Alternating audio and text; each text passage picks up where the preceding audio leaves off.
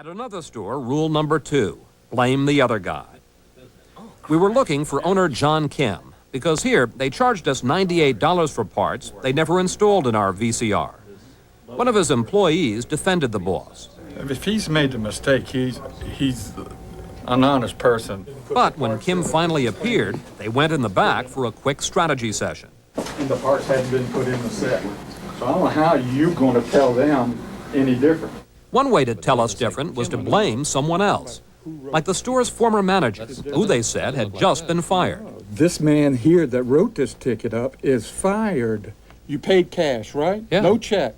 Yeah. Okay, how I know that this man didn't put this in his pocket? But we did know. Our hidden camera clearly showed that the man who took our money wasn't some phantom manager, but the owner himself. We get exchange keyboard from California, we get new keyboard from California. Then there was rule number 3. If it ain't broke, still fix it. We confronted the man who charged us $168 for a new computer keyboard we never got. You replaced the keyboard? Yes. No, you didn't. What do you mean we didn't? You didn't replace the keyboard, or in fact, you just sold us our own keyboard back. No, what we did, we replaced the board on the keyboard. The service representative and his boss, Fred Marvatsian, insisted they had replaced our keyboard and promised to show us the paperwork as proof. But we showed them some proof of our own. Before we brought it in, we had marked the undercarriage of this keyboard with an ultraviolet ink. I want to show you something. You see those marks there? Yes. Those marks are the marks that we put on this keyboard before we brought it in. You sold us our own keyboard back for $168. I was not aware of this. The company was not aware of this. It may have taken ultraviolet ink and network TV cameras, but by the end of the day, the store invited us back for a once-in-a-lifetime moment most consumers only dream of. The manager said his service representative had been unable to produce that promised paperwork. So what has happened to him? He's not working with us anymore. He's not. The manager gave us a refund check for $168, and he insisted this kind of thing had never happened before. That's one incident that could be somebody's mistake, one-man mistakes. Just one incident? Yes, I have not had this incident before. This is the first time. You've seen some of the ways repairmen work their scams in the backroom workshops. In part 2, we'll show you how they do it when your back is turned right in your own kitchen. Still ahead. If you always thought your home is your castle, think again. For many repairmen, your home is in fact a proverbial pot of gold, a myriad of opportunities to make some easy money. Yes, the experts warn, the repairman who comes to your door may be coming to steal your money. Here's more from Chief Correspondent Chris Wallace. Based on my experience and my investigations, I would say that 50% of the repair industry would be dishonest. You mean that you have a 1 in 2 chance of being fraudulently, intentionally ripped off. Investigator Rick Beasler should know. For the past 10 years, the state attorney's office in Jacksonville, Florida, has cracked down on repair fraud. The results, a sight to cheer any consumer. Hundreds of crooked repairmen led away in handcuffs, arrested and convicted.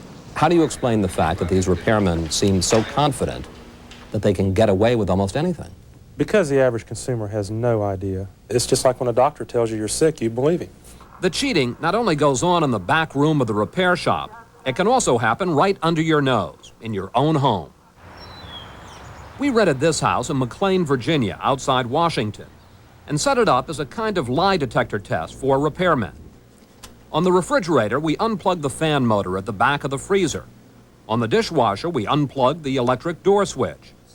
Sam Burge, a senior service technician for Frigidaire, said both problems were easy fixes. Minimum service charge, $44.95. That would cover me 15 minutes inside the home. We not only altered the appliances, we also made some adjustments in the kitchen. We set up this camera, hidden behind a special mirror in that cabinet. Now we could leave the repairmen alone and still see what they do when they think no one's around. We set up some additional cameras and microphones to make sure we had all the angles.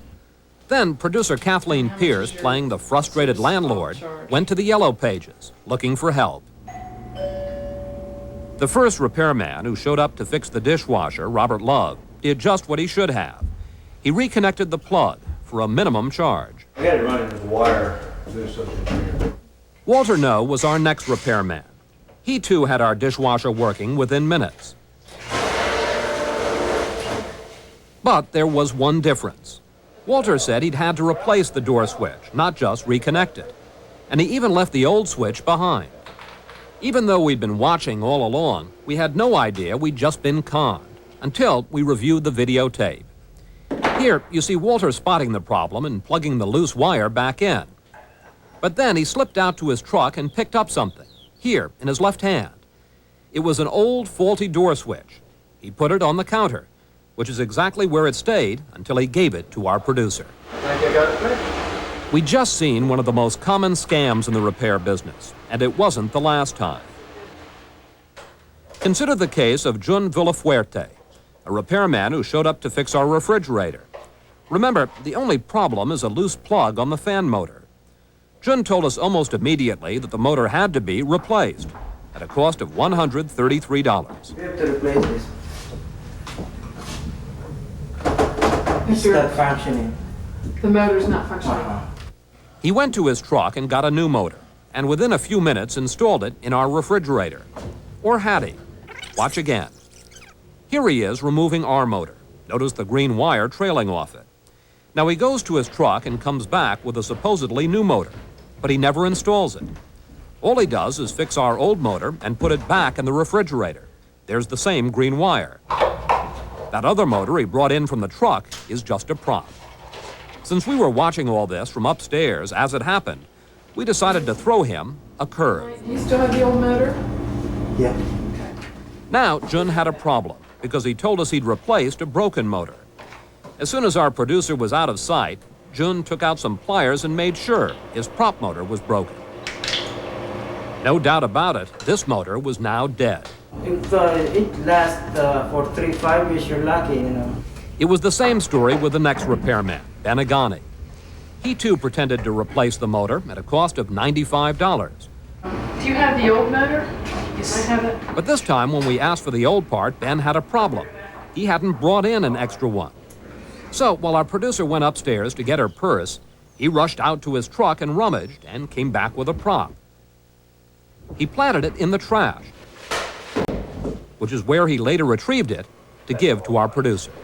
Okay, so this is the old one. Yeah, this is the old. That was in there. Yes. Have all of these guys read the same textbook? It seems like they all have basically the same scams going.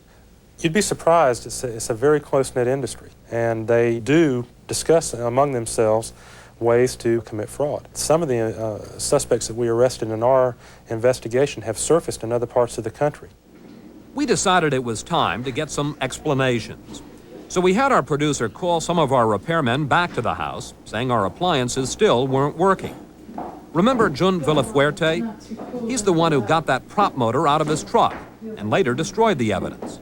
Hi, I'm Chris Wallace of ABC News. Oh, yeah. How are you, sir? Fine. I've been watching you. Oh, well, good. We've been watching you, too, as a matter of fact. We told Jun we knew what he'd done, that he'd never installed the new motor we'd paid $133 for. I never did? No, you never did. No. You never replaced the motor.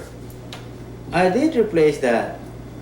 You did? Uh-huh. Well, let me show you some. Stay right there.